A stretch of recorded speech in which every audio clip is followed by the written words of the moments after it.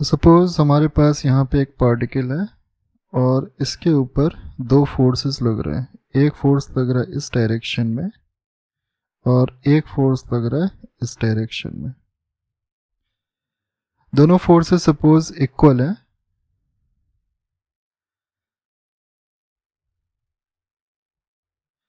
ये फोर्स है suppose 2 Newton का और ये फोर्स भी हमारा 2 न्यूटन का फोर्स है। तो क्वेश्चन ये उठता है कि ये जो पार्टिकल है ये किस डायरेक्शन में मूव करेगा। ये पार्टिकल किस डायरेक्शन में मूव करेगा। ये पार्टिकल इन दोनों फोर्सेस, ये वाला फोर्स जो है इस पार्टिकल को अपनी डायरेक्शन में पुल करने की कोशिश कर रहा है। ये वाला फोर्स पार्टिकल को अपनी डायरेक्शन में पुल करने की कोशिश कर रहा है। तो पार्टिकल कहाँ पे जाएगा? पार्टिकल इनके बीच में कहीं जाएगा, कुछ इस तरह से। तो इन दोनों का जो रिजल्टेंट फोर्स है वो कहीं पे बीच में लगेगा, कुछ इस तरह से।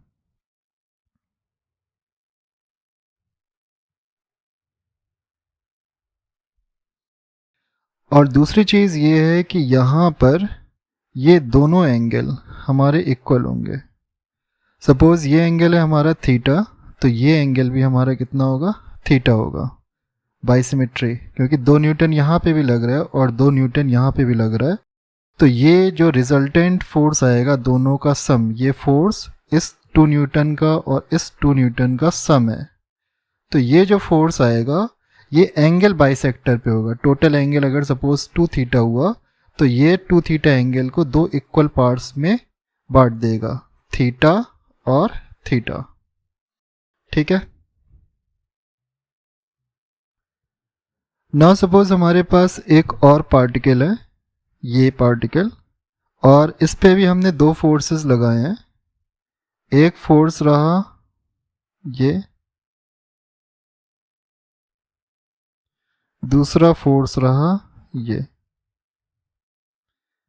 एक फोर्स है हमारा 4 न्यूटन का और दूसरा फोर्स है हमारा 2 न्यूटन का। अब क्वेश्चन ये उठता है कि ये जो पार्टिकल है ये कहाँ जाएगा, किस डायरेक्शन में जाएगा। तो ये इन दोनों फोर्सेस के बीच में यहाँ पे कहीं पे जाएगा। इधर तो नहीं जाएगा ना, इधर नहीं जाएगा, ये इधर कहीं बीच में ऐसे ट्रैवल करेगा। तो जब ये ट्रैवल करेगा तो इसकी जो ट्रैवल की डायरेक्शन है वो किसकी तरफ ज़्यादा इंक्लाइंड होगी। ये जो पार्टिकल जब ट्रैवल करना शुरू करेगा तो इसकी जो ट्रैवल की डायरेक्शन है वो किसकी तरफ ज़्यादा इंक्लाइंड होगी, 4 न्यूटन की तरफ या 2 न्यूटन की तरफ। क्योंकि 4 न्यूटन एक स्ट्रॉन्गर फोर्स है तो ये पार्टिकल कुछ इस तरीके से ट्रैवल करेगा कि उसके ट्रैवल की लाइन 4 न्यूटन की तरफ ज़्यादा इंक्लाइंड होगी। इनका जो रिजल्टेंट फोर्स आएगा, जिस डायरेक्शन में पार्टिकल मूव करेगा, वो कुछ हो जाएगा इस डायरेक्शन में। एक अप्रॉक्सीमेट डायरेक्शन मैंने यहाँ पे बनाई है। कहने का मतलब ये है कि अगर ये एंगल है हमारा θ1 और ये एंगल है हमारा θ2, तो θ1 और θ2 अब की बार इक्वल नहीं होंगे। इनमें से एक एंगल होगा छोटा और एक एंगल होगा बड़ा। कौन सा एंगल छोटा होगा? θ1 छोटा होगा और θ2 बड़ा होगा। ये जो रिजल्टेंट फोर्स है जिस डायरेक्शन में पार्टिकल ट्रैवल करेगा, अगर ये रेस्ट से स्टार्ट करता है तो इस डायरेक्शन में सपोज ये ट्रैवल कर रहा है, तो इसी डायरेक्शन में क्या आएगा? रिजल्टेंट फोर्स आएगा। और जो रिजल्टेंट फोर्स है, किसका किसका रिजल्टेंट फोर्स? 4 न्यूटन का और 2 न्यूटन का रिजल्टेंट फोर्स आएगा इस डायरेक्शन में। और ये जो रिजल्टेंट फोर्स है इसको मैं लिख देता हूँ, ये है हमारा रिजल्टेंट फोर्स। और ये जो रिजल्टेंट फोर्स है ये 4 न्यूटन की तरफ ज़्यादा इंक्लाइंड होगा, ज़्यादा झुका हुआ होगा।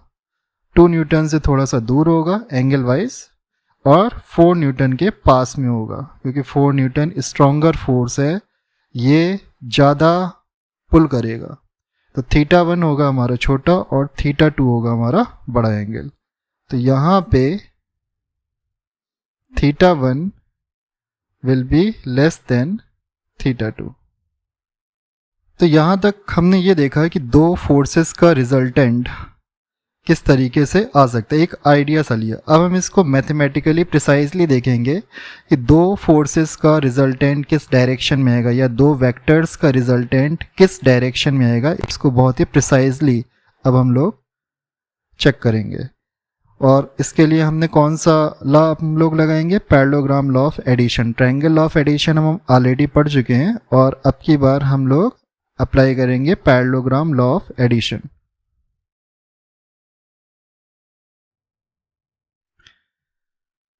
Parallelogram law of vector addition. तो यहाँ पर हमको दो वेक्टर्स दिए गए हैं, वेक्टर ए और वेक्टर बी। इन दोनों वेक्टर्स को हमें ऐड करना है, वेक्टर ए और वेक्टर बी को ऐड करना है, वेक्टर ए प्लस बी निकालना है हमें।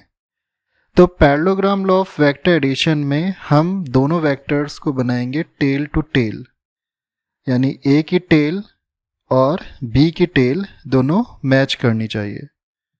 ए की टेल और बी की टेल दोनों हमारी मैच करनी चाहिए कुछ इस तरीके से।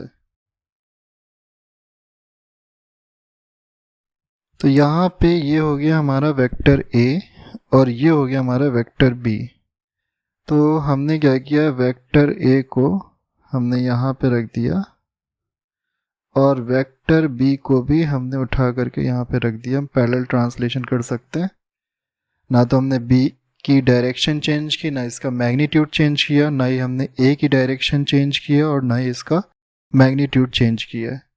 और दोनों वेक्टर्स को हमें बनाना है tail to tail. Parallelogram law of addition में दोनों वेक्टर्स हमारे टेल टू टेल बनेंगे। तो इस समय दोनों वेक्टर्स के बीच का एंगल है थीटा।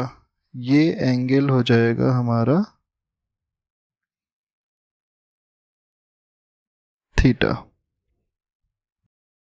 नाउ अब हमें क्या करना है, एक पैरेललोग्राम कंप्लीट करना है। कौन सा पैरेललोग्राम, ये वाला पैरेललोग्राम हमें कंप्लीट करना है।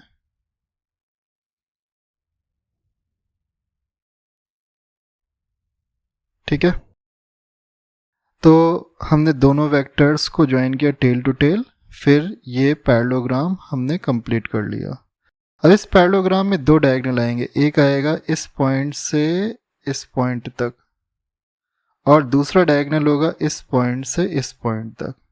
ठीक है, तो ये वाला जो डायगोनल है जो वेक्टर ए और वेक्टर बी की कॉमन टेल से पास कर रहा है, वो रिप्रेजेंट करता है वेक्टर ए और वेक्टर बी का रिजल्टेंट।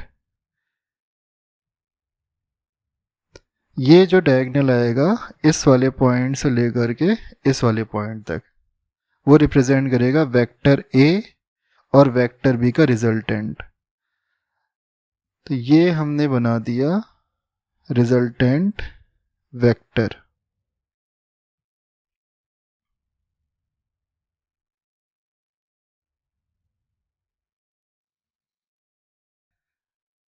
इसमें एरो किस तरफ लगाना है, देखो यहाँ पे तीनों की टेल रहेगी, यानी ए की टेल, बी की टेल और रिजल्टेंट, तीनों की टेल यहाँ पे रहेगी। तो रिजल्टेंट का हेड बनेगा यहाँ पे, तो हमने यहाँ पे इस रिजल्टेंट का हेड बना दिया। ये जो रिजल्टेंट है इसे हम कहेंगे, ये रिजल्टेंट है हमारा कितना, ए प्लस बी। ओके, तो पैरेललोग्राम लॉ ऑफ एडिशन में हमें क्या करना है, इस वेक्टर ए प्लस बी की डायरेक्शन निकालनी है और इसका मैग्नीट्यूड निकालना है। पहले हम इसका मैग्नीट्यूड निकालेंगे और फिर हम इसकी डायरेक्शन निकालेंगे। तो हम क्या करते हैं, पहले वेक्टर ए की लाइन को थोड़ा सा एक्सटेंड करते हैं। तो हमने वेक्टर ए की लाइन को थोड़ा सा एक्सटेंड किया, फिर हमने इस वाले पॉइंट से यानी रिजल्टेंट के हेड से इस लाइन पे एक परपेंडिकुलर ड्रॉप किया। तो यहाँ से यहाँ पे हमने एक परपेंडिकुलर ड्रॉप किया। ठीक है, तो ये एंगल हमारा कितना हो जाएगा, 90 डिग्री। अब सपोज ये साइड है, ये पॉइंट है हमारा P, ये पॉइंट है Q, ये है R और ये है S। अब ये बताओ, अगर ये एंगल है हमारा थीटा, तो ये वाला एंगल भी हमारा थीटा होगा। क्यों थीटा होगा? क्योंकि ये साइड और ये साइड दोनों पैरेलल है, क्योंकि ये तो पैरेललोग्राम है। ठीक है, ये पैरेललोग्राम है, तो ये साइड और ये साइड होगी पैरेलल, और इन दोनों पैरेलल साइड्स को, पैरेलल लाइंस को एक लाइन, स्ट्रेट लाइन कट कर रही है। तो इसका मतलब ये एंगल और ये एंगल हमारे इक्वल आएंगे, तो ये एंगल भी हमारा कितना हो जाएगा? थीटा हो जाएगा। ठीक है, ये हमारा वेक्टर b है, इसका मैग्नीट्यूड कितना होगा? मॉड ऑफ b, या फिर सिंपली b। तो जितनी लेंथ इसकी होगी इस साइड की, उतनी ही लेंथ इस साइड की भी होगी। तो इस साइड की लेंथ कितनी हो जाएगी? मॉड ऑफ b और सिंपली b। तो ये हो जाएगा हमारा b, PR हो जाएगा हमारा b। हम मॉड ऑफ b भी लिख सकते हैं, लेकिन हमने यहाँ पे b लिख दिया। अब ये है हमारा राइट एंगल ट्रायंगल, और ये साइड हो गई b, और ये एंगल हो गया थीटा। तो थीटा के सामने हम लिखते हैं साइन में। ठीक है, ये b into sine theta, theta के सामने साइन होता है, ये हो जाएगा हमारा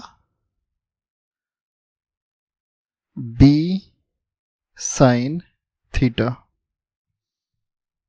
ठीक है, सबसे बड़ी साइड b और थीटा के सामने हो जाएगा साइन, तो b इंटू साइन थीटा, ये हो जाएगी हमारी ये वाली साइड। थीटा के एडजेसेंट साइड, थीटा की जो पड़ोसी साइड है, ठीक है, एक थीटा के सामने है साइड, वो साइन में है, और थीटा की एक साइड पड़ोस में है, वो हमारी किस में हो जाएगी? कॉस में। तो उसे हम कैसे लिखेंगे? b इंटू कॉस थीटा, ये हो जाएगा हमारा b इंटू कॉस थीटा।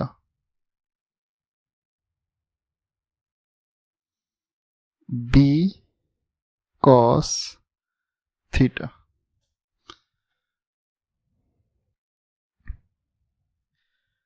तो इस ट्रायंगल में हमें तीनों साइड्स पता चल गई। ये वाली साइड है हमारी b, ये वाली साइड है b साइन थीटा, थीटा के सामने वाली साइड साइन में रहती है। थीटा के पड़ोस वाली साइड, इस वाली की बात नहीं कर रहा हूँ मैं, ये तो b है, थीटा के पड़ोस वाली ये वाली साइड जो है कॉस में रहती है, b कॉस थीटा। ओके, इतना क्लियर है? तो अब हमको निकालना क्या है? हमें निकालना है वेक्टर a प्लस b का मॉड, मतलब ये जो लेंथ आ रही है इस वेक्टर की लेंथ, इसको हमको निकालना है। हमें निकालनी है लेंथ SP। ठीक है, तो कैसे निकाले लेंथ SP?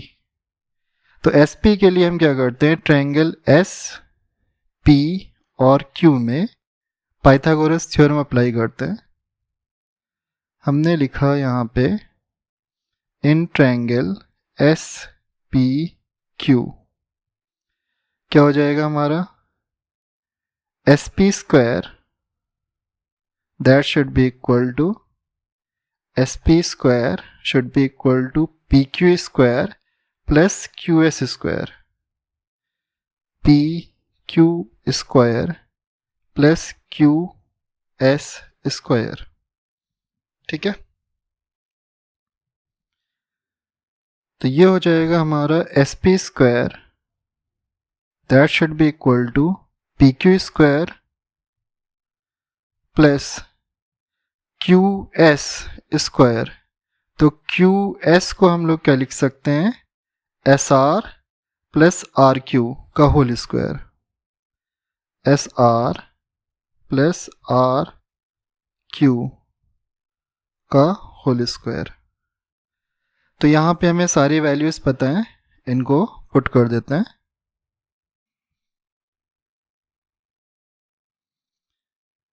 तो SP की वैल्यू कितनी हो जाएगी? SP की वैल्यू हो जाएगी हमारी, SP हो जाएगी हमारी mod of A plus B. ठीक है, इसे हम केवल A प्लस बी नहीं लिख सकते हैं, हमें मॉड लगाना पड़ेगा, mod of A plus B.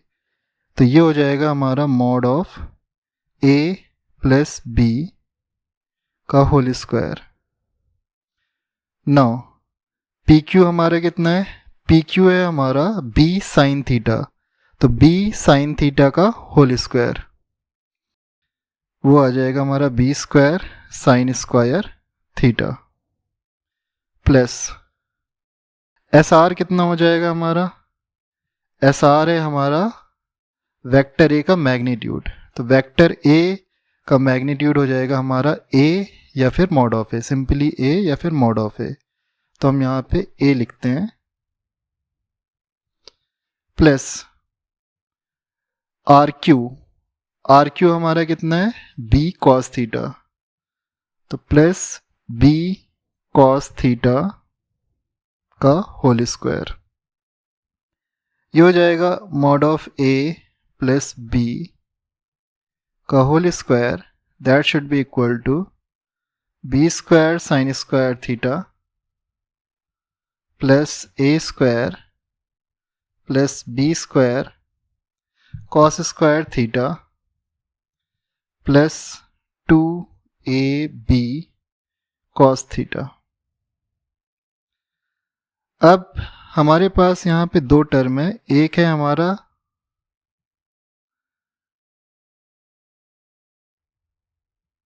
B square cos square theta और दूसरा टर्म है हमारा B square cos B square sorry एक टर्म है हमारा B square sine square theta और दूसरा टर्म है हमारा B square cos square theta.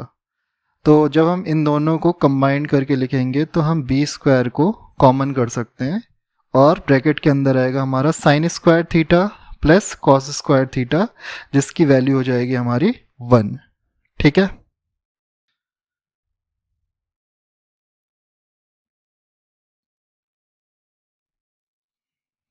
तो ये हो जाएगा हमारा mod of A plus B का whole square, that should be equal to A square plus B square plus 2ab cos theta, right. तो क्या हो जाएगा हमारा mod of A plus B, mod of A plus B आ जाएगा हमारा under root of A square plus B square plus 2ab cos theta.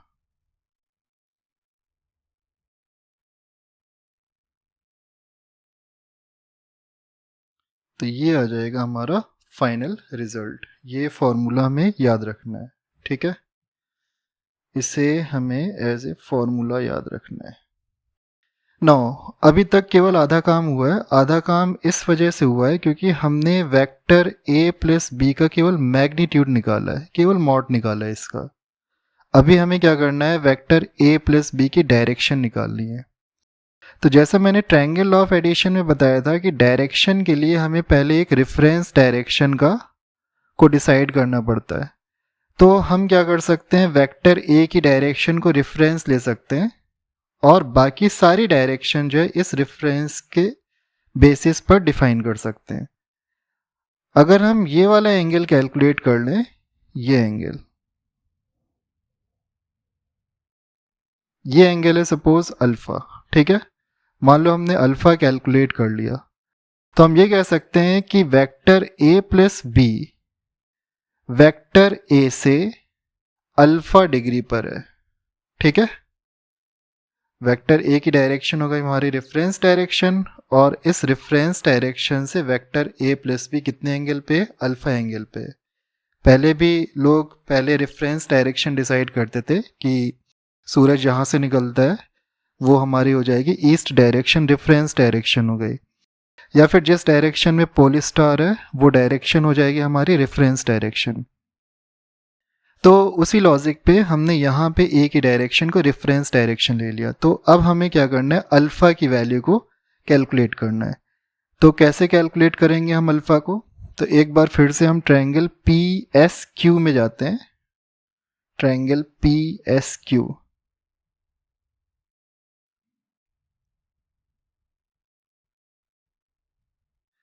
तो triangle P S Q में हम अप्लाई कर सकते हैं tan alpha will be equal to P Q divided by Q S. P Q divided by Q S हो जाएगा हमारा tan alpha. तो P Q divided by Q S.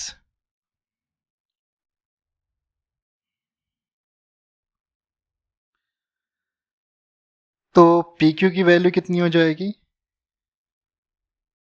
ये हो जाएगा हमारा tan alpha will be equal to P Q कितना हो जाएगा हमारा? पी क्यू है हमारा b साइन थीटा। ठीक है, तो पी क्यू हो जाएगा हमारा b sine theta. b sine theta divided by Q S कितना हो जाएगा? क्यू एस हो जाएगा हमारा S R plus R Q. S R कितना है हमारा? a, यानी वेक्टर ए का मैग्नीट्यूड, और आर क्यू कितना है? b cos theta. तो a plus b cos theta, तो ये आ जाएगा हमारा a plus b cos theta.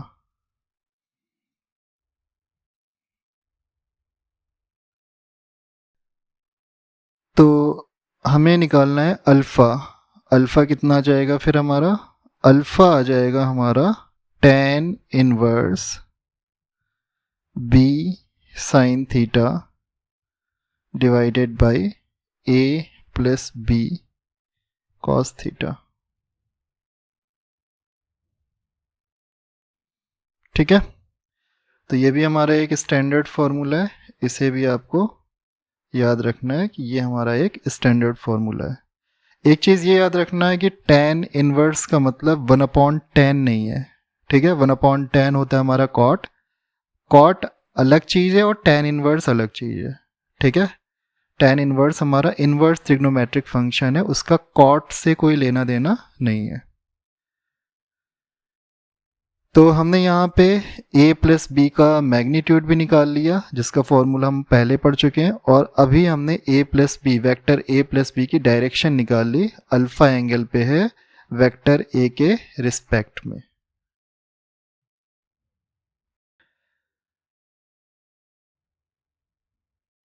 तो ये हो गया हमारा alpha. Direction of a plus B को रिप्रेजेंट करेगा अल्फा। अच्छा, यहाँ पे हम अल्फ़ा को ज़रूरी नहीं है कि tan इनवर्स में निकालें, हम अल्फ़ा को साइन इनवर्स में भी निकाल सकते हैं। फॉर एग्जांपल इस ट्रायंगल पी क्यू एस में हम tan अल्फ़ा का फॉर्मूला लगाने की जगह साइन अल्फ़ा का फॉर्मूला भी लगा सकते हैं। तो ये फॉर्मूला थोड़ा सा फिर उस केस में चेंज हो जाएगा। तो ये तुम लोगों के लिए होमवर्क है, इसको अल्फ़ा को साइन इनवर्स के फॉर्म में किस तरीके से लिखेंगे पी क्यू एस ट्रायंगल में। जनरली tan इनवर्स के फॉर्म में लिखा जाता है ज़्यादातर केसेस में, लेकिन कभी कभी हो सकता है तुम्हें साइन इनवर्स के केस में भी फॉर्मूला देखने को मिल जाए।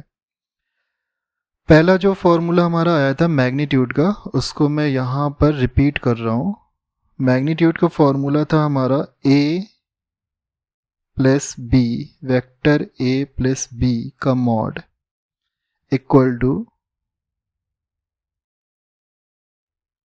Mod of a square plus mod of b square plus 2ab cos theta. ठीक है, जब हमने इस फॉर्मूले को डिराइव किया था तो हमने यहाँ पर थीटा को कितना रखा है? एक्यूट एंगल रखा है, मतलब ये एक्यूट बनाया है इस डायग्राम में। ठीक है, 90 से कम बनाया है। लेकिन ये जो फॉर्मूला है ये 0 से 90 के लिए भी वैलिड है और 90 से 180 के लिए भी वैलिड है। तो हमें पता है कि दो वेक्टर्स के बीच का जो एंगल है थीटा, वो 0 से लेकर के 180 तक कोई भी वैल्यू ले सकता है। तो यहाँ पे इस फॉर्मूले में भी ये थीटा 0 से लेकर के 180 तक कोई भी वैल्यू ले सकता है।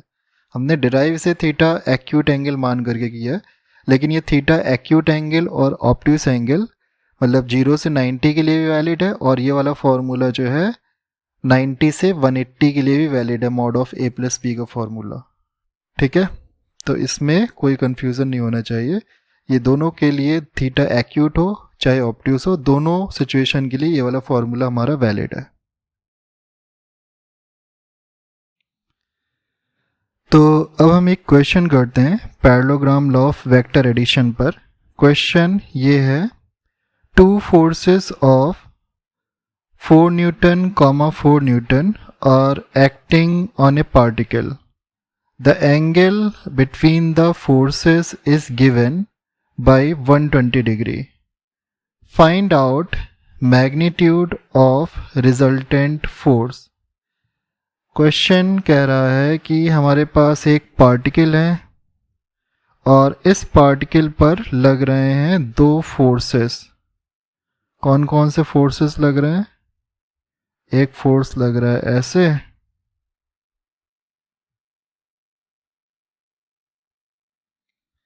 और दूसरा फोर्स लग रहा है हमारा इस डायरेक्शन में।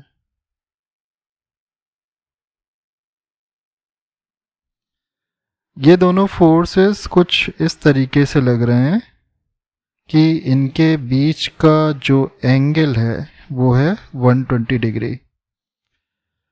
तो 120 डिग्री को चेक करने के लिए ये देखना पहले ज़रूरी है कि दोनों वेक्टर हमारे बने हुए टेल टू टेल, ठीक है, टेल टू टेल बने हुए, ये एंगल हो जाएगा हमारा 120 डिग्री। तो अब हमें क्या करना है, ये 4 न्यूटन और इस 4 न्यूटन का रिजल्टेंट निकालना है। दोनों फोर्सेस हमारे 4 न्यूटन के हैं, ये भी 4 न्यूटन का है और ये भी हमारा 4 न्यूटन का है। दोनों ही फोर्सेस का रिजल्टेंट निकालना है, ठीक है। तो कैसे करेंगे इसको? हमें पैरेललोग्राम कंप्लीट करना होगा। पैरेललोग्राम कंप्लीट करके हम पहले जो है पैरेललोग्राम कंप्लीट करते हैं कुछ इस तरह से।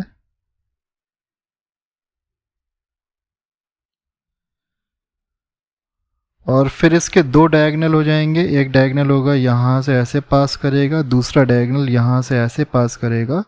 हमें कौन सा डायगोनल सेलेक्ट करना है जो दोनों की कॉमन टेल से पास करे, मतलब यहाँ से पास करे, ठीक है। तो ये वाला डायगोनल हमें सेलेक्ट करना होगा। तो ये हो जाएगा हमारा रिजल्टेंट। हमें इस रिजल्टेंट की वैल्यू को निकालना है, ठीक है। ये एंगल हमारा है 120 डिग्री। तो चलो इसको सॉल्व करते हैं। तुम लोग चाहो तो पहले इससे वीडियो को पॉज करो और इसको सॉल्व करने की कोशिश करो। आपको फॉर्मूला अप्लाई करना है mod of a plus B का, और आपको ज़रूरत पड़ेगी cos 120 डिग्री की। देखते हैं इसका क्या सल्यूशन आता है। तो यहाँ पे मैंने डायग्राम को फिर से बनाया है, लेकिन अब की बार मैंने रिजल्टेंट को शो नहीं किया है, ठीक है। हम फॉर्मूला अप्लाई करते हैं। फॉर्मूला हमारा क्या है, mod of a plus B का, mod of a plus B का फॉर्मूला हो जाएगा under root of a square plus B square plus 2ab cos theta. तो यहाँ पे सपोज हम इसको ले लेते हैं वेक्टर a और इसको ले लेते हैं वेक्टर b, ठीक है। ये हो गया हमारा वेक्टर a और ये हो गया हमारा वेक्टर b। ये हमारा रिजल्टेंट है वेक्टर a प्लस b, हमारा रिजल्टेंट हो जाएगा। और mod of vector a plus b को कभी कभी हम लोग r से रिप्रेजेंट कर सकते हैं। तो ये हो गया हमारा r, इसमें कंफ्यूज मत होना। Mod of a plus B का नोटेशन मैंने चेंज कर दिया, बस यहाँ पे r फॉर रिजल्टेंट का मैग्नीट्यूड, ठीक है। अब यहाँ पर हमें वैल्यूज जो है रखनी है। a स्क्वायर कितना हो जाएगा हमारा, a की वैल्यू है हमारी 4 न्यूटन। वेक्टर a का मैग्नीट्यूड है a और कितना मैग्नीट्यूड है 4, तो a की जगह 4 हो जाएगा। इसी तरीके से वेक्टर b का मैग्नीट्यूड है 4, तो b की जगह भी 4 हो जाएगा। तो ये 4 का स्क्वायर प्लस 4 का स्क्वायर, यहाँ पे भी 4 4 आ जाएगा। यहाँ पे cos थीटा हमारा कितना आ जाएगा, 120 डिग्री आ जाएगा। तो ये हो जाएगा 4 square plus 4 square plus 2 into 4 into 4 into cos 120 degree. ना हमें यहाँ पे cos 120 डिग्री की वैल्यू रखनी पड़ेगी, तो अभी इसे लिख देते हैं इक्वेशन नंबर 1।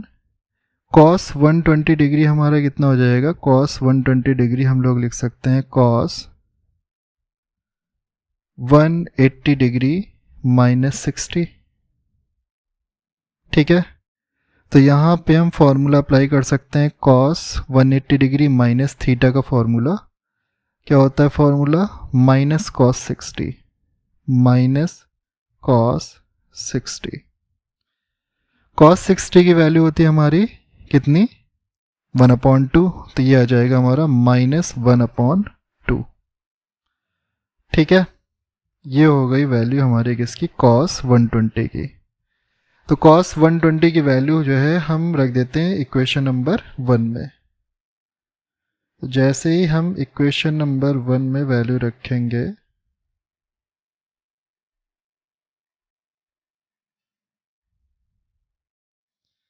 क्या आ जाएगा हमारा r आ जाएगा हमारा अंडर रूट ऑफ 4 का स्क्वायर 16 प्लस 4 का स्क्वायर 16, 4 का स्क्वायर 16, 4 का स्क्वायर 16 प्लस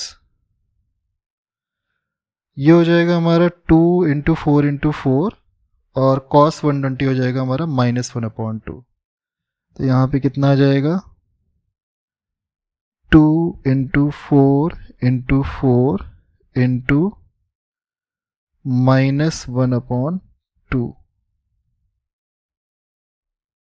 जब हम इसको सॉल्व करेंगे तो कितना आएगा, r की वैल्यू आ जाएगी हमारी under root of 16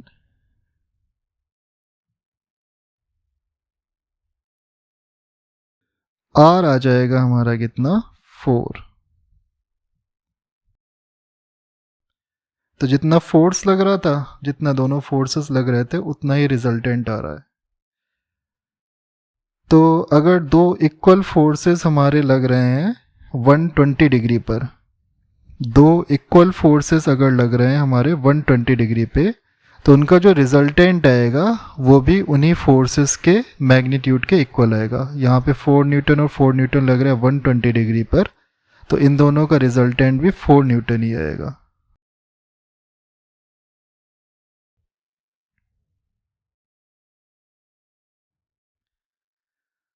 maximum and minimum value of mod of a plus B, यानी a प्लस बी जो रिजल्टेंट है उसका मैग्नीट्यूड की हमें मैक्सिमम और मिनिमम वैल्यू निकालनी है। तो सपोज हमारे पास दो वेक्टर हैं, वेक्टर a और वेक्टर b। हम क्या करते हैं, दोनों के मैग्नीट्यूड फिक्स कर देते हैं।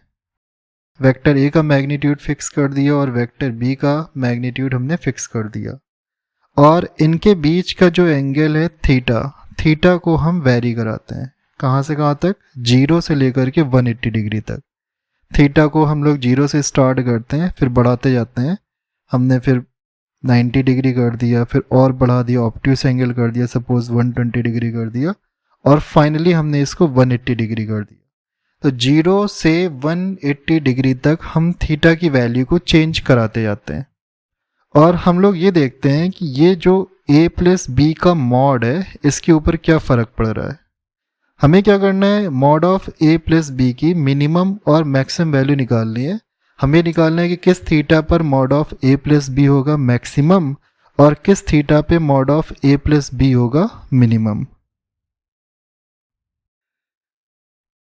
तो हम सबसे पहले a प्लस बी के मॉड की मैक्सिमम वैल्यू निकालते हैं। तो पहले हम a प्लस बी के मॉड का फॉर्मूला लिखते हैं, और फिर देखते हैं कि उस फॉर्मूले में हमें कहाँ से क्लू मिलेगा कि हम मैक्सिमम वैल्यू निकाल सकें। तो क्या है फॉर्मूला a प्लस बी के मॉड का, a प्लस बी का मॉड होता है हमारा अंडर रूट ऑफ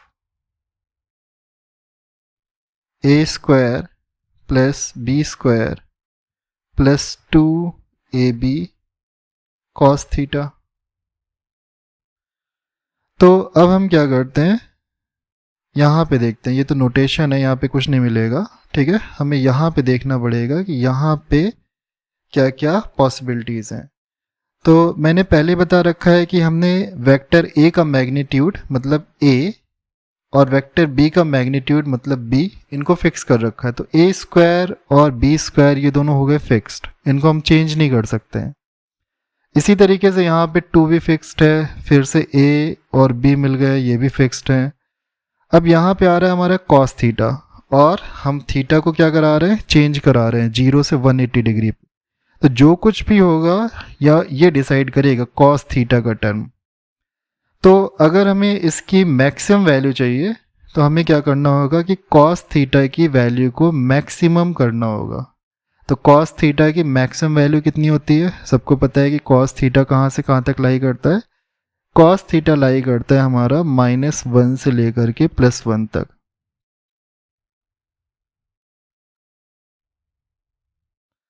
तो कॉस थीटा की मैक्सिमम वैल्यू कितनी हो जाएगी, +1, और कॉस थीटा की मिनिमम वैल्यू कितनी हो जाएगी, -1।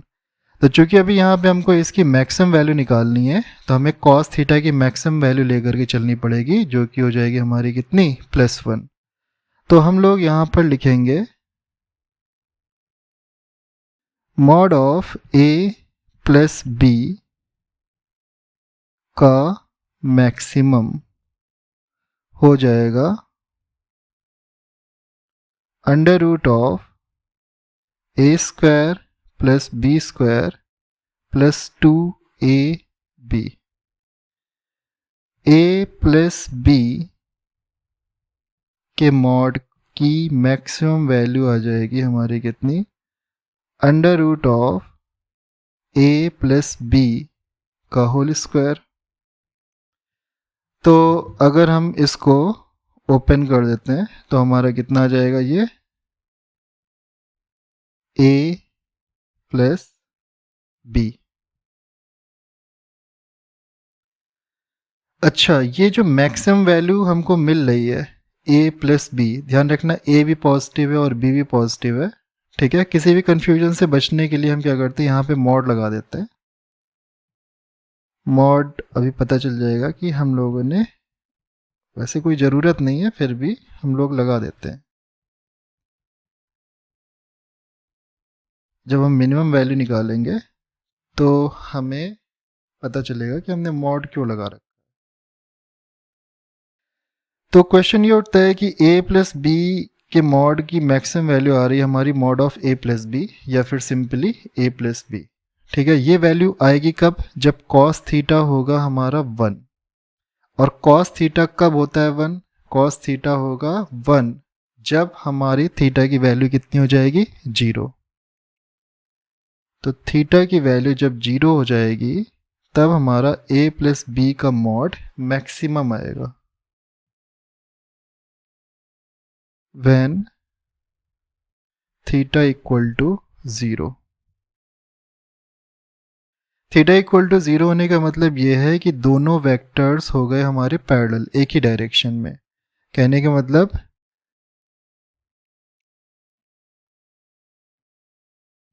तो वेक्टर ए और वेक्टर बी जब एक ही डायरेक्शन में होंगे तो इनका रिजल्टेंट आएगा मैक्सिमम। रिजल्टेंट मतलब इनका सम आएगा मैक्सिमम। और इसका मतलब ही बनता है, सपोज एक ब्लॉक है हमारे पास,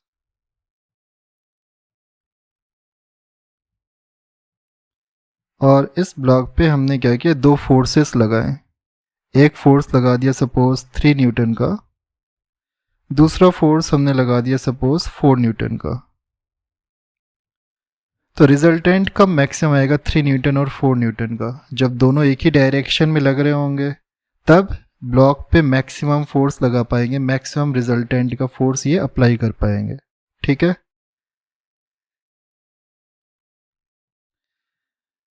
तो अब हम क्या करते हैं, a प्लस बी के मॉड की मिनिमम वैल्यू कैलकुलेट करते हैं। तो कैसे कैलकुलेट करें a प्लस बी के मॉड की मिनिमम वैल्यू, फिर से हमें क्या करना पड़ेगा, पहले a प्लस बी के फॉर्मूले पे जाना पड़ेगा, a प्लस बी के मॉड के फॉर्मूले पे जाना पड़ेगा। तो क्या हो जाएगा फॉर्मूला, a प्लस बी का मॉड आ जाएगा हमारा √ A square plus B square plus 2ab cos theta, ये हो गया हमारा फॉर्मूला। तो फिर से वही काम करना है, हमारा ए स्क्वायर फिक्स हो जाएगा क्योंकि ए हमारा फिक्स्ड है, उसको हम चेंज नहीं कर रहे। तो ए स्क्वायर फिक्स्ड हो गया, बी स्क्वायर फिक्स्ड हो गया, 2ab भी फिक्स्ड हो गया। अब हमारे पास केवल कॉस थीटा रह गया। तो कॉस थीटा जब मिनिमम होगा तो ये भी हमारा mod of A plus B भी मिनिमम आएगा। तो कॉस थीटा की मिनिमम वैल्यू कितनी हो जाएगी? -1। अब यह भी हम लोग देख चुके हैं।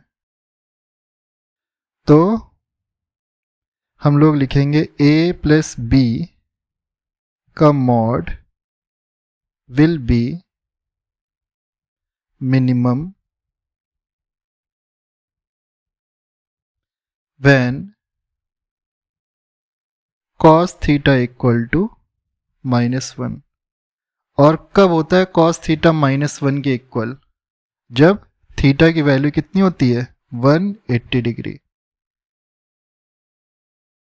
तो क्या हो जाएगा हमारा a प्लस बी का mod minimum value equal to under root of A square plus B square, इस फॉर्मूले में रख रहे हैं, ठीक है। बस cos थीटा को रखना है -1, cos theta equal to -1 put करेंगे, क्या आ जाएगा? Plus 2ab into -1।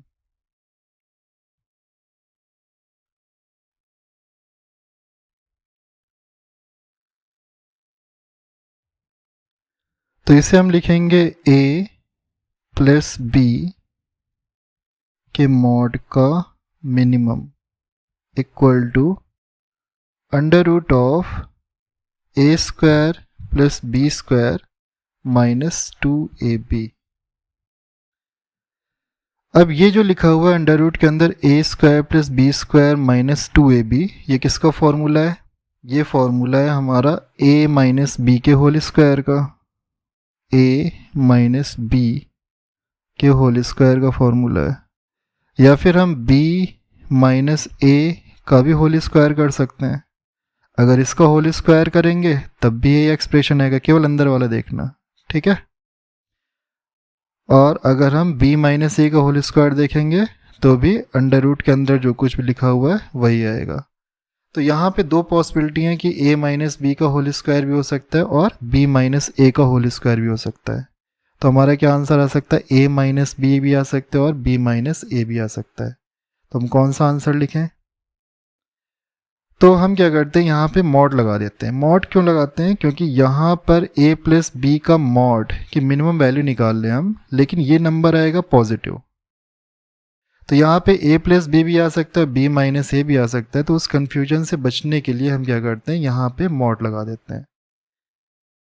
तो ये जो फॉर्मूला है ये आ जाएगा हमारा a प्लस बी की मिनिमम वैल्यू आ जाएगी हमारी a माइनस बी का मॉड। हमें क्या करना है, इसको रखना है पॉजिटिव। अगर हम केवल a माइनस बी लिख करके छोड़ देते हैं, मॉड नहीं लगाते हैं, तो कभी ऐसा हो सकता है कि b का मैग्नीट्यूड a से ज़्यादा हो तो ये नंबर नेगेटिव आ जाएगा।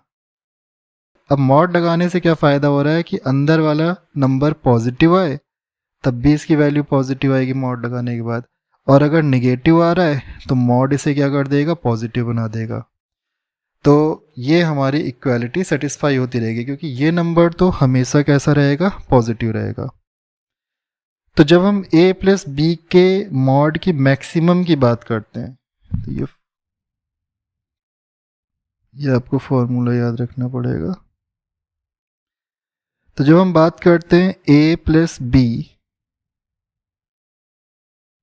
के मॉड की मैक्सिमम वैल्यू की बात करते हैं, तो उसका फॉर्मूला आता है a प्लस बी। मॉड लगाने की यहाँ पे कोई ज़रूरत नहीं, क्योंकि a भी पॉजिटिव है और b भी पॉजिटिव है, तो ये नंबर हमेशा पॉजिटिव आएगा। यहाँ पे हमें मॉड लगाना पड़ेगा क्योंकि a माइनस बी हमारा पॉजिटिव भी आ सकता है और निगेटिव भी आ सकता है। लेकिन फॉर्मूले को अगर हम आराम से याद रखना चाहते हैं तो हम क्या करते हैं, दोनों जगह मॉड लगा देते हैं। यहाँ पे चूँकि मॉड लगा हुआ है तो यहाँ पे भी मॉड लगा देते हैं, उससे कोई फ़र्क तो पड़ेगा नहीं। तो यहाँ पे भी हमने क्या किया, मॉड अप्लाई कर दिया। ठीक है, तो फॉर्मूले को याद रखने में थोड़ी सी सहूलियत होगी। तो ये वैल्यू हो जाएगी हमारी a प्लस बी के मॉड का maximum, that is a plus B का मॉड। ये हो जाएगा हमारा a प्लस बी के मॉड की minimum value, that is a minus B का मॉड। तो हमें a प्लस बी का मॉड मिनिमम कब मिलता है, ये होगा minimum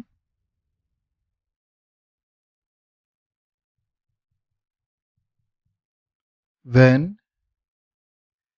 cos theta equal to कितना, -1, और हम कह सकते हैं theta equal to 180 degree. cos 180 degree की वैल्यू कितनी होती है, -1। तो इसका मतलब ये है कि दोनों वेक्टर्स हो जाएंगे हमारे अपोजिट डायरेक्शन में। कहने का मतलब वेक्टर a है अगर हमारा इस डायरेक्शन में,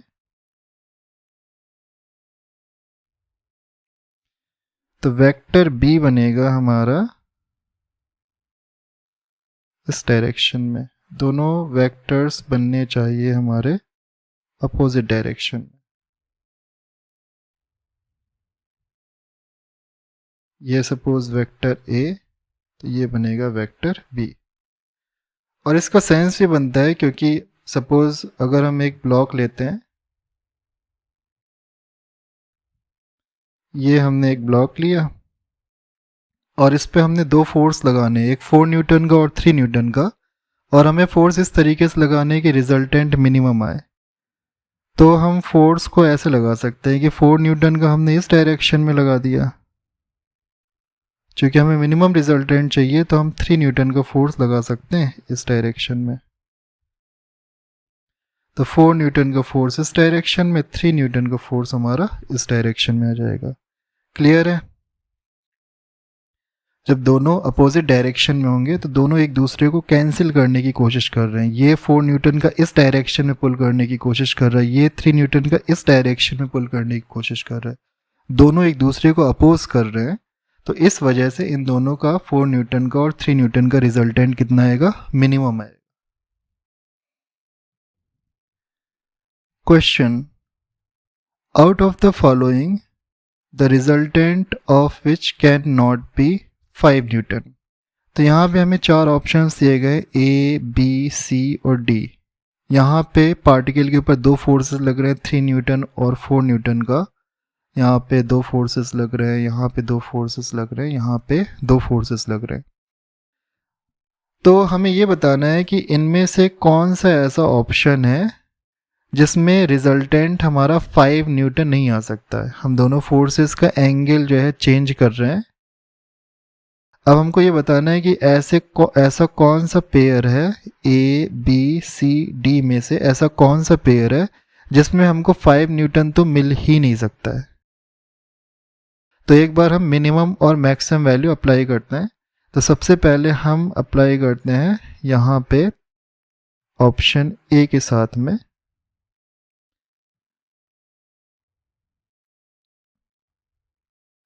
तो ऑप्शन A के केस में ये बताओ कि मिनिमम फोर्स कितना होगा और मैक्सिमम कितना होगा। 3 और 4 का रिजल्टेंट मिनिमम और मैक्सिमम कितना आएगा। तो मैक्सिमम के लिए तो ऐड कर देते हैं, 3 + 4 कितना जाएगा, 7। और मिनिमम के लिए हमें क्या करना है, बड़े फोर्स से छोटे फोर्स को सब्ट्रैक्ट कर देना है। तो 4 - 3, फॉर्मूले में हमारा मॉड वगैरह लगा हुआ है, लेकिन प्रैक्टिकली में क्या करना है, बड़े फोर्स से छोटे फोर्स को सब्ट्रैक्ट कर देना है, तो अपने आप पॉजिटिव नंबर आ जाएगा। तो क्या हो जाएगा हमारा, मिनिमम कितना हो जाएगा, 4 - 3 1, और मैक्सिमम कितना हो जाएगा, 4 + 3 7। तो यहाँ पे जो रिजल्टेंट है वो लाई करेगा, मिनिमम कितना है, 1 2 7, 1 से लेकर के 7 तक लाई करेगा। 1 होगी मिनिमम वैल्यू, 7 होगी मैक्सिमम वैल्यू। तो 1 से लेकर के 7 के बीच में तो 5 न्यूटन आ सकता है ना, तो कहने का मतलब 3 न्यूटन और 4 न्यूटन के फोर्स कभी ना कभी इस तरीके से किसी एंगल पे लगेंगे कि उनका रिजल्टेंट कितना हो जाएगा 5 न्यूटन का। अब हम बात करते हैं ऑप्शन बी की। ऑप्शन बी में भी हमें क्या करना है, मिनिमम और मैक्सिमम फोर्सेस निकालने हैं। तो कितना हो जाएगा मिनिमम निकालने के लिए हमें सब्ट्रैक्ट करना होगा। वेक्टर सब्ट्रैक्ट नहीं कर रहे हैं, वेक्टर ऐड कर रहे हैं, ठीक है। वेक्टर एडिशन का फॉर्मूला लगा रहा है, लेकिन फाइनली जो है हमें क्या करना पड़ रहा है, फॉर्मूले में जब वैल्यूज रख रहे हैं तो मैग्नीट्यूड को सब्ट्रैक्ट करना पड़ रहा है। तो 5 माइनस 2 इक्वल टू कितना हो जाएगा 3। बड़े फोर्स से छोटे फोर्स को सब्ट्रैक्ट किया तो मिनिमम वैल्यू हो जाएगी इसकी कितनी 3, 2। मैक्सिमम वैल्यू कितनी हो जाएगी 2 + 5। मैक्सिमम के लिए तो सिंपली ऐड करना, दोनों एक ही डायरेक्शन में लगेंगे, तो 5 + 2 कितना आ जाएगा 7। तो यहाँ पे भी हम देख सकते हैं कि 3 और 7 के बीच में 5 लाई कर सकता है, तो ये भी हमारा आंसर नहीं हो सकता है। इसमें भी इन दोनों का रिजल्टेंट कितना आ सकता है 5 न्यूटन आ सकता है। नेक्स्ट है हमारा 3 न्यूटन और 3 न्यूटन का, इसको चेक करते हैं। तो यहाँ पे हमारा मिनिमम फोर्स कितना आएगा 3 - 3 इक्वल टू कितना हो जाएगा 0। ये दोनों बराबर है तो किसी से किसी को भी सब्ट्रैक्ट कर लो, बात वही आएगी। तो ये हो जाएगा हमारा कितना 0, 2। मैक्सिमम फोर्स कितना हो जाएगा, दोनों को सिंपली ऐड कर देना है, 3 + 3 कितना हो जाएगा 6। यहाँ पे भी हम देख सकते हैं कि 0 से 6 के बीच में 5 लाई कर सकता है। तो इनमें से भी इन दोनों फोर्सेस का रिजल्टेंट भी 5 न्यूटन आ सकता है। अब रह गया हमारा ये, केवल यही रह गया, तो ये आंसर तो हो ही जाएगा, लेकिन इसको चेक कर लेते हैं क्या हो जाएगा इसमें।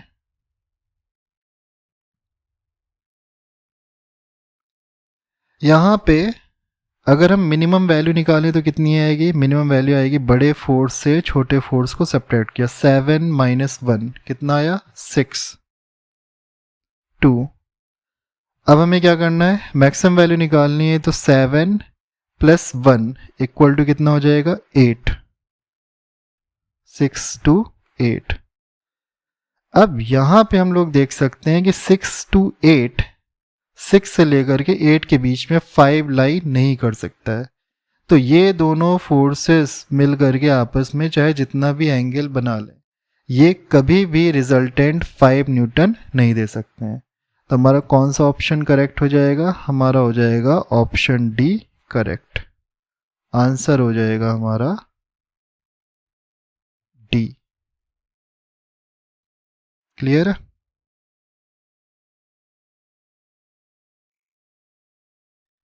तो पैरेललोग्राम लॉ ऑफ एडिशन में हमारे 3 स्पेशल केसेस होते हैं। पहला केस होता है जब थीटा इक्वल टू है 0, यानी वेक्टर ए और वेक्टर बी हमारे एक ही डायरेक्शन में है और इन दोनों वेक्टर्स के बीच का एंगल है 0। तो ये केस हम लोग ऑलरेडी पढ़ चुके हैं। इस केस में रिजल्टेंट हमारा मैक्सिमम आता है, यानी mod of A plus B mod of vector A plus vector B आता है हमारा मैक्सिमम, और कितना आता है वो a प्लस बी। हम यहाँ पे मॉड भी लगा लेते हैं फॉर्मूले को कन्वीनियंट बनाने के लिए। दूसरा केस होता है जब थीटा है हमारा 180 डिग्री, यानी वेक्टर ए और वेक्टर बी अपोजिट डायरेक्शन में। जब हम इनको टेल टू टेल बनाएंगे तो हम देखेंगे वेक्टर ए और वेक्टर बी के बीच का एंगल आएगा 180 डिग्री। अब इस वाले केस में इन दोनों वेक्टर्स का जो रिजल्टेंट है वो आएगा मिनिमम, यानी vector A plus vector B का मॉड आएगा मिनिमम, और उसकी वैल्यू कितनी हो जाएगी a माइनस बी का मॉड। यहाँ पे मॉड लगाना ज़रूरी है क्योंकि इसे हमें पॉजिटिव रखना है, तो इसको पॉजिटिव बनाने के लिए हम मॉड लगा देते हैं। अंदर a माइनस भी पॉजिटिव भी आ सकता है और नेगेटिव भी आ सकता है, तो श्योर करने के लिए कि हमारा पॉजिटिव आए हम यहाँ पे मॉड लगा देते हैं। तीसरा केस अब हम लोग पढ़ने जा रहे हैं जब वेक्टर a और वेक्टर b के बीच का एंगल है 90 डिग्री।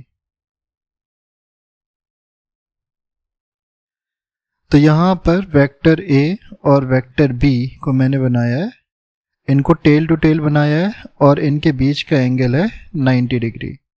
तो पैरेललोग्राम लॉ ऑफ एडिशन से ऐड करने के लिए हमने पैरेललोग्राम कंप्लीट किया। अब की बार ये जो पैरेललोग्राम है ये आएगा रेक्टेंगल। रेक्टेंगल एक स्पेशल केस होता है पैरेललोग्राम का, तो ये आएगा रेक्टेंगल। अब हमें जो है निकालना है रिजल्टेंट। तो रिजल्टेंट निकालने के लिए हम कॉमन टेल से, कॉमन टेल हो जाएगी हमारी ये, कॉमन टेल से मिलाते हैं इस वाले पॉइंट को, ये वाला डायगोनल हमको सेलेक्ट करना है। तो ये है कॉमन टेल, यहाँ से हमने इस वाले पॉइंट तक ज्वाइन कर दिया और ये एक वेक्टर खींच दिया हमने। तो ये रिजल्टेंट आया है हमारा कितना, vector a plus vector b, vector a plus vector b। तो अब हमको इसका मैग्नीट्यूड निकालना है, तो हम फॉर्मूला भी लगा सकते हैं। हमारे पास फॉर्मूला होता है mod of a plus b का। क्या फॉर्मूला आता है, under root of a square plus b square plus 2ab cos theta. तो बस हमको क्या करना है, तो अब हमको क्या करना है, थीटा की जगह पुट करना है 90 डिग्री।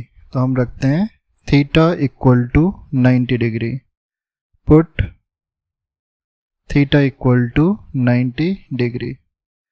तो mod of a plus b, mod of vector a plus vector b आ जाएगा। जैसे ही आप यहाँ पे cos 90 रखोगे तो ये जीरो आ जाएगा, cos 90 की वैल्यू जीरो हो जाएगी, ये पूरा का पूरा टर्म जीरो हो जाएगा, केवल रह जाएगा a square plus b square और अंडर रूट। ये आ जाएगा हमारा under root of a square plus b square. अब इस स्पेशल केस में ज़रूरी नहीं था कि हम ये वाला फॉर्मूला अप्लाई करते, हम डायरेक्टली यहाँ पे फिगर से निकाल सकते हैं। ठीक है, देखते हैं कैसे। यहाँ पे ये जो लेंथ है ये हो जाएगी हमारी a मतलब वेक्टर a का मैग्नीट्यूड। ये जो लेंथ है ये हो जाएगी वेक्टर b के सामने ये लेंथ है और वेक्टर b के मैग्नीट्यूड के मतलब इस वाली साइड के इक्वल है। तो इसकी लेंथ कितनी है, मॉड ऑफ b या सिंपली b, तो इसकी लेंथ भी हो जाएगी हमारी b। तो यहाँ पर हम एक ट्रायंगल ले लेते हैं, triangle P Q R. Triangle P Q R में हम अप्लाई करते हैं पाइथागोरस थ्योरम। पाइथागोरस थ्योरम हो जाएगी P R square that should be equal to P Q square plus R Q square. तो यहाँ पे पी आर कितना हो जाएगा, पी आर हो जाएगा हमारा mod of A plus B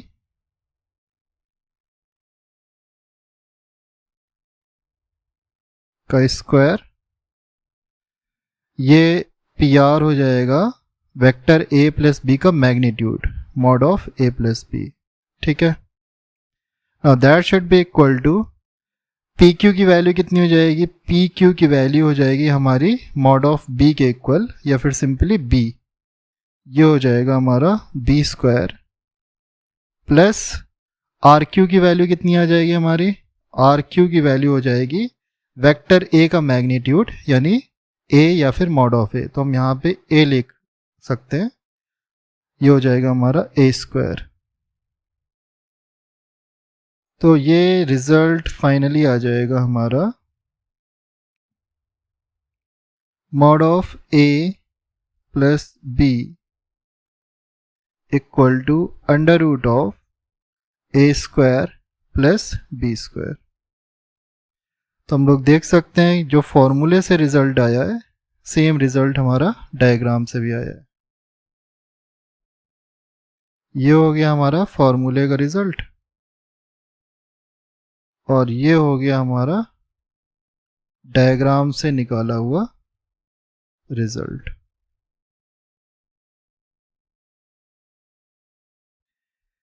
तो पैरेललोग्राम लॉ ऑफ एडिशन में सपोज ये है वेक्टर ए, ये है वेक्टर बी और ये हो गया वेक्टर ए प्लस बी जो कि एक डायगोनल के अलोंग होगा।